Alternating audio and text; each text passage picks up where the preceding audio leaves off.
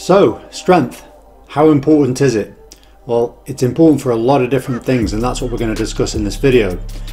The first thing is injury prevention. So there's lots of evidence to suggest that being stronger and doing strength type training does lower your injury risk. In sporting context, it's shown to lower injury risk by about 68%, and in a cumulative injury, which is nearly most injuries that occur in general population, it lowers injury risk by 50%. So basically doing strength training certainly is going to help you to not get injured and minimize that injury risk. The next one, lifespan. There's more recent evidence suggesting that you basically live longer if you are stronger. And this is down to something which is obviously partly age related, which is sarcopenia, which is loss of muscle over time. And effectively, if you think about it, as you get older, most people aren't big and muscular. They tend to, wither away. And this is partly through the aging process, but partly through circumstance. People think, ooh, I'm getting old now, so I'm going to stop doing that activity, and ooh, I'm a bit too old to lift weights or whatever. When in fact, the reasons to lift weights get even more beneficial as you get older. In fact, even the NHS have started to focus on this and actually provide some classes that are to do with lifting weights for the elderly population.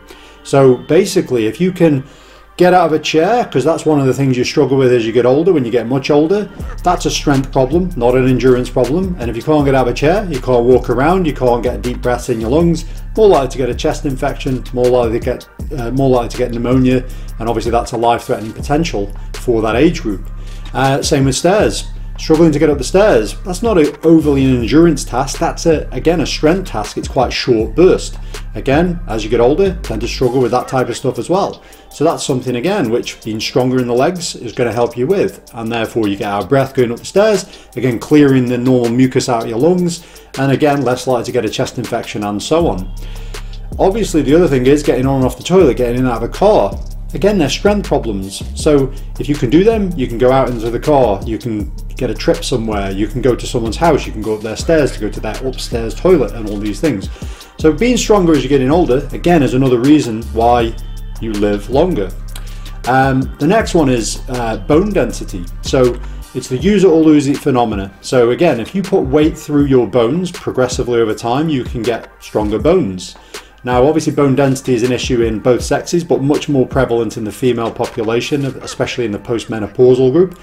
And again, there's been research showing that if you do resistance training, you can reverse osteopenia, which is where your bones start to thin, which is on the way to osteoporosis. So again, bone density is another reason why strength training is very important. The next one is just age related. So again, we've mentioned age related things to some extent, but lifting weights will actually help to maintain muscle mass. And again, as you're getting older, your muscle mass does reduce. Now this is partly why some people see what they call the middle age spread. So muscle is very metabolically active. So the more muscle you carry on your body, the more metabolism you have, which means the more you can eat or the leaner you are. Now the other thing is that lifting weights will increase things like testosterone levels, which again has an exacting effect on storage of body fat, especially around your abdomen, which is also another area which is correlated with heart disease. So therefore lifting weights will actually help you to maintain better body composition, less body fat, especially around the midsection, which helps then with cardiovascular disease potentials. So again, another big reason to do it there as well. Another one is sporting performance. Now, it used to be considered a long time ago, if you're a runner, a marathon runner, then you need to just focus on endurance. Well, the more recent research again shows that if you add strength training, and they've done this with marathon runners, they've added 12 weeks of strength training to their usual protocol, and they went faster. They did faster marathon times. This is probably because if you're working within yourself more per stride, or maybe you can cover more distance per stride with more power, then again it affects you over the cumulative element of a marathon. So again, strength training therefore has a good reason to be done, even for endurance activity. Not to mention the reasons in power activity and strength activity. So of course, another reason why a lot of footballers and rugby players do lots and lots and lots of strength training. So a lot of reasons behind the performance aspects. Another one is tendons, soft tissues, but especially tendons.